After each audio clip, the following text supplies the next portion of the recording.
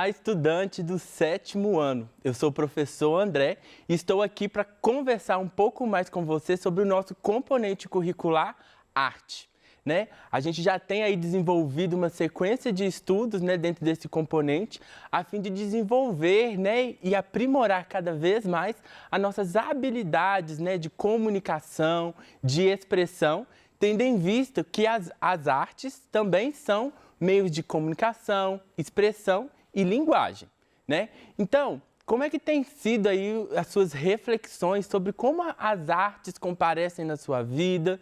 Em que momento você usufrui delas, de momentos de lazer, de relaxamento e até mesmo como habilidades, Que habilidades de arte você tem e que você tem praticado e desenvolvido nesses tempos, Então vamos lá, vamos conhecer o nosso tema de hoje? O tema de hoje é o renascimento. É um tema que também comparece nos estudos de história, porque ele foi um momento, o Renascimento foi um momento de renovação cultural, artística e científica. Ou seja, não é um elemento que cabe apenas às artes, As artes, sim, tiveram modos, foram melhoradas muitas técnicas, abordagens artísticas, mas também houve uma revolução da sociedade. A sociedade se aprimorou, fez outras escolhas para poder atualizar os seos modos de existir. Vamos então conhecer os objetivos da nossa aula de hoje? Bem, nosso primeiro objetivo da aula de hoje é conhecer as principais características do Renascimento e também as inovações artísticas nas artes visuais, na música e no teatro. Então vamos lá? Bem, de partida a gente já compreende que o Renascimento ele queria deixar para trás um legado da Idade Média. A sociedade que estava ali naquele momento, a partir de 1500, já não queria mais aquele tipo de pensamento, aquele tipo de posicionamento e de relação social que a Idade Média produziu. Eles queriam modificar tudo isso e projetar uma sociedade diferente. Então vamos lá. O Renascimento apresentou um novo conjunto de temas e interesses para serem tratados na ciência, na cultura e na arte daquela época. O Renascimento começou em Florença, quando poetas, pintores, escultores e arquitetos criaram, entre os séculos 16 e 17, uma quantidade infinita de obras de arte. E é sobre isso que a gente vai conversar principalmente hoje. Saber que mudanças aconteceram no modo de fazer arte daquela época, Mas para isso, lembrando que a arte ela não acontece de maneira descontextualizada da sociedade, a gente precisa compreender que pensamentos são esses que foram produzidos ali na Idade Média, tendo em vista, como eu já citei, que há uma renovação da ciência e da cultura, tendo em vista que a cultura são aqueles códigos, identidade que é compartilhado entre todas as pessoas daquela sociedade. Bem, no pensamento medieval, a gente vai ter o teocentrismo regendo todo o pensamento e comportamento das pessoas. Já no pensamento renascentista, a gente vai ver o antropocentrismo ganhando espaço e regendo ali os comportamentos. Ou seja, vai olhar para a experiência grega, e vai perceber que o homem vai se tornar o centro do pensamento e das escolhas sociais que vão ser ali desenvolvidas. No pensamento medieval, a gente vai ter a Bíblia como a verdade e no pensamento renascentista vai ser a experimentação e a observação, tendo em vista que vai haver um financiamento dos artistas, dos cientistas para desenvolver. Ou seja, eu não vou me balizar na Bíblia para dizer aquilo que é verdade ou não. Eu vou experimentar, eu vou observar. Bem, no pensamento medieval, a vida material não tem importância. E no pensamento renascentista, a vida terrena e material tem importância.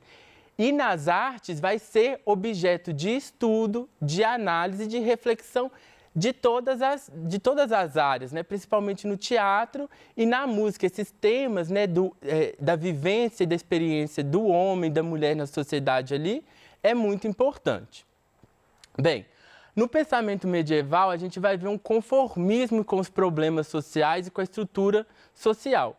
Já no pensamento renascentista, há uma esperança e uma crença no progresso, né? A sociedade, ela vai se tornar melhor, ela vai avançar e não vai ficar presa naquilo que foi construído, que foi considerado no pensamento medieval uma coisa pequena, reduzida, né? Então, vai existir esse pensamento de progresso no Renascimento. Bem, no pensamento medieval, a natureza é fonte do pecado. No pensamento renascentista, a natureza é fonte de beleza, né? É aonde o homem se inspira, né? Essa natureza, enquanto pecado, é o pensamento assim, que tudo aquilo que acontece com a gente é fruto das nossas escolhas, né? Então, principalmente aquilo que vem de mal, né? É no corpo que é colocado tudo aquilo que é produzido de ruim. Já no Renascimento, isso não vai ser levado em consideração, não. Tudo isso, o corpo, o ser humano, né, nessa sociedade, é fonte de beleza, é fonte de inspiração para a sociedade, para as artes, né? No pensamento medieval, a gente tem esse ascetismo, né? E no pensamento renascentista, o hedonismo, né? O ascetismo é o lugar do pensamento onde vai existir um controle muito grande, né, dos pensamentos e do modo da vida se desenvolver, né?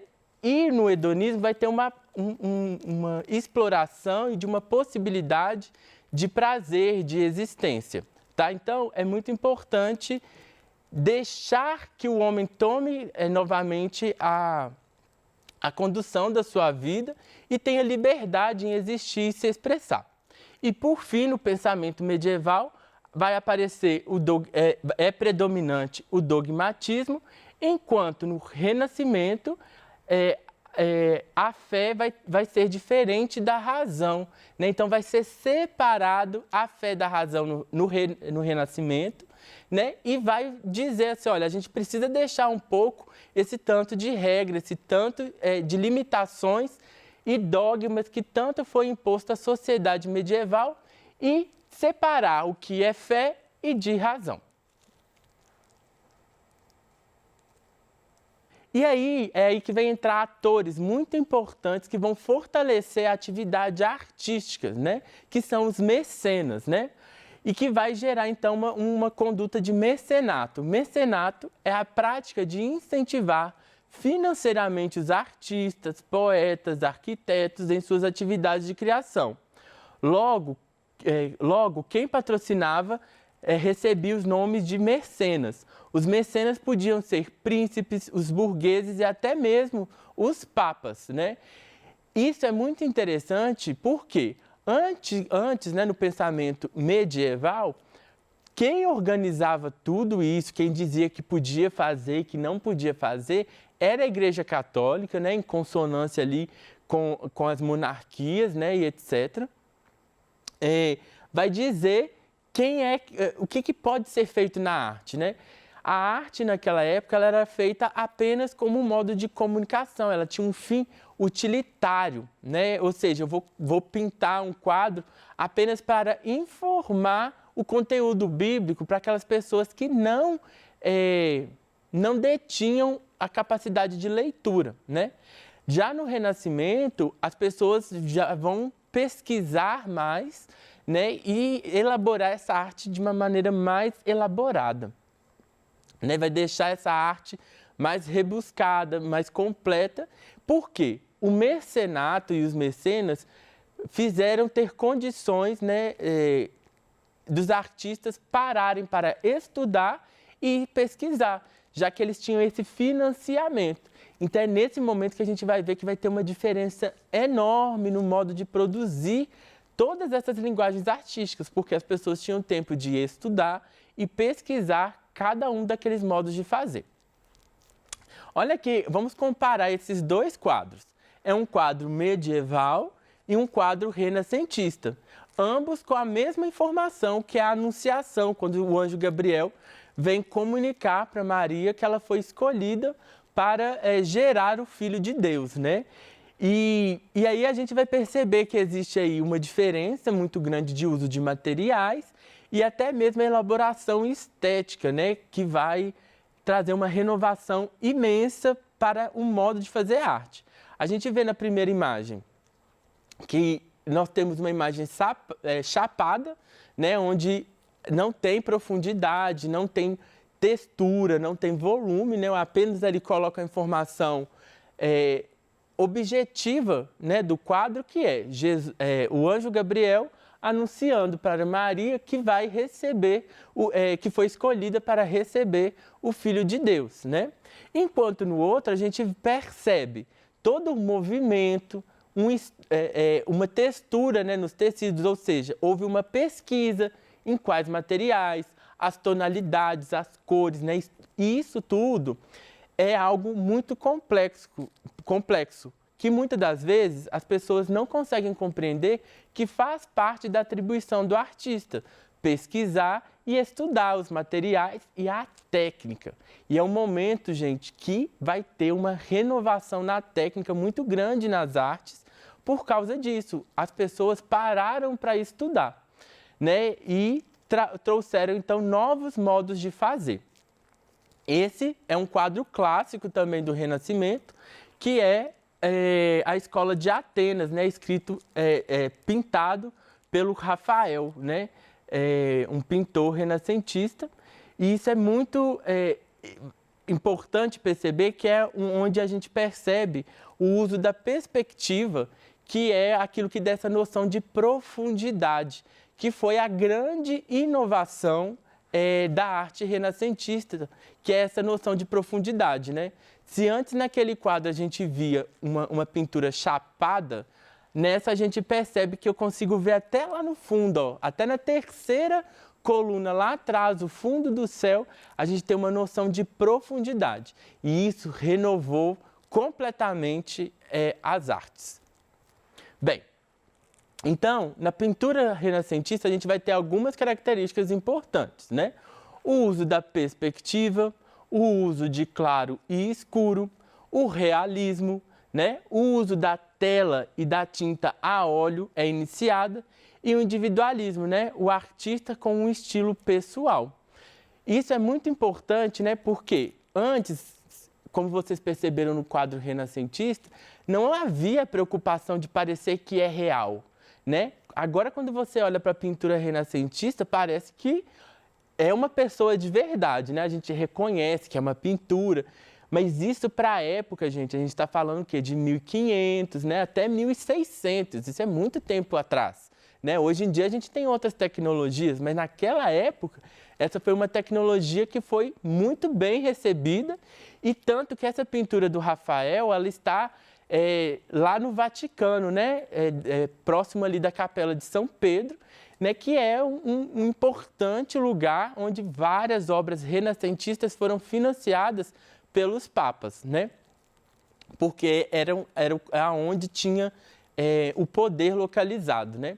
E a gente vai perceber que muitas dessas obras renascentistas estão na Itália, né? Onde teve essa maior prática. Um outro exemplo que eu trago para vocês é da própria escultura. Olha só o quanto as esculturas ganharam em complexidade, né? A gente tem aqui uma escultura medieval e uma escultura renascentista, né? Ambos de Moisés, né? Assim, sentado ali com o livro, com os 10 mandamentos, né? E a gente percebe a diferença, né? Por mais que exista uma habilidade muito grande no pensamento, no modo de fazer escultura medieval, no Renascimento fica muito realista. Você olha para a escultura de Moisés e você vai ter a sensação de que está ali realmente uma pessoa, né? Porque tem um realismo muito grande. Então, é uma informação, é uma característica muito importante do Renascimento nas artes visuais. Bem, agora passando um pouco para a música, né? A música renascentista, é um outro lugar também que foi muito desenvolvido por esse desligamento, esse afastamento das premissas da Igreja Católica, né? E aí, essa música vai ser considerada uma música profana, né? Porque tudo aquilo que não é feito na igreja é considerado profano naquela época, né? Então, a gente tem na música renascentista a emergência da música profana, surgem as músicas com letra e a polifonia. Para a gente compreender esses aspectos, a gente precisa se desligar um pouco do que a gente já tem hoje, porque hoje a gente já tem coisas muito elaboradas, muito complexas, né? Enquanto lá, tudo era uma renovação. Então, antes, gente, as músicas, elas só poderiam ser tratadas, na maioria das vezes, dentro do conteúdo da Bíblia, da igreja, né? Era um desejo ali de apenas ser utilizada dentro da igreja, né? Então, os artistas, os músicos que haviam naquela época, tinham que se organizar apenas para servir aos interesses da igreja, né?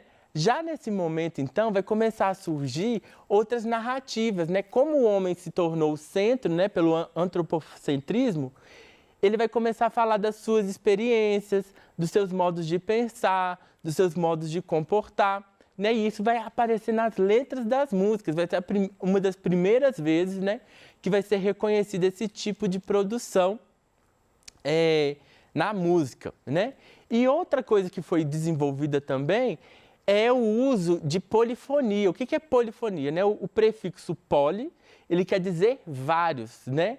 E aí, então, quer dizer, poli e fonia, então são vários sons ao mesmo tempo. Antes o som era monofônico, né? Monofônico, que era um instrumento só, uma linearidade. E os outros vai entrando mais informações, né, de linguagens diferentes, né? E o canto é um momento que é bem desenvolvido a partir do período renascentista. No teatro renascentista, vai ter, então, uma exploração de temas populares e cômicos, com foco nas vivências e emoções dos seres humanos. Vai ter uma presença de uma linguagem não formal e é onde a gente vai ter aparecer essa maior expressão, que é o Romeu e Julieta, né? Que é um exemplo de uma obra renascentista muito grande, né? Que vai acontecer, ele é situado, né, também na Itália, onde as expressões, né, e o amor das pessoas vai poder ser expresso, sendo que naquele momento a igreja não autorizava muito, porque tudo isso estava muito impregnado como uma prática de pecado, né? E isso é algo fantástico que vai trazer essa possibilidade de fazer o teatro da maneira que a gente compreende hoje, né? De uma maneira leve, que fale das questões que atravessam a nossa sociedade e aproximando cada vez mais o público dos fatos, né? Tendo em vista que o teatro ele vai ter esses temas populares e cômicos. Bem, e na dança, professor, como foi? Gente, na dança, pouco se desenvolveu durante o Renascimento. A dança, dentro dessas linhas históricas, cronológicas, ela sempre fica um pouquinho para trás. E essa é uma história para um outro momento, né, quando todo esse pensamento renascentista chega na dança, no modo de fazer dança, tá? Por quê? A dança só houve uma renovação muito ali no final já do Renascimento, né? Quando começa ali o período barroco, né? Então, é muito depois, né? Passou-se quase 100 anos e as pessoas ainda continuavam fazendo dança das mesmas maneiras. Mas como demonstra aqui na imagem, as danças elas estavam muito presentes no comportamento das cortes que ainda persistiam naquele momento, né? As cortes eram quem tinham essa prática bem estruturada e fazia parte da rotina. E é a partir de uma rainha, né, uma rainha italiana que casa com um príncipe, né, uma princesa italiana que casa com um príncipe francês, que a dança vai ter um desenvolvimento fantástico na França, que vai chegar a esse molde do balé clássico que é tão conhecido por todos, né? por todos. E aí, a gente vai precisar de mais tempo para falar disso. Bem, eu quero agradecer você que esteve com a gente até esse momento. Espero que essas informações tenham aí ajudado você a consolidar um pouco mais, né, das informações, das habilidades e competências a serem desenvolvidas em artes, em linguagem. E caso tenha ficado alguma dúvida, não deixe de consultar o seu PET, entrar em contato com o seu professor pelo aplicativo Conexão e também mandar a sua dúvida para o nosso Tira Dúvidas. Muito obrigado!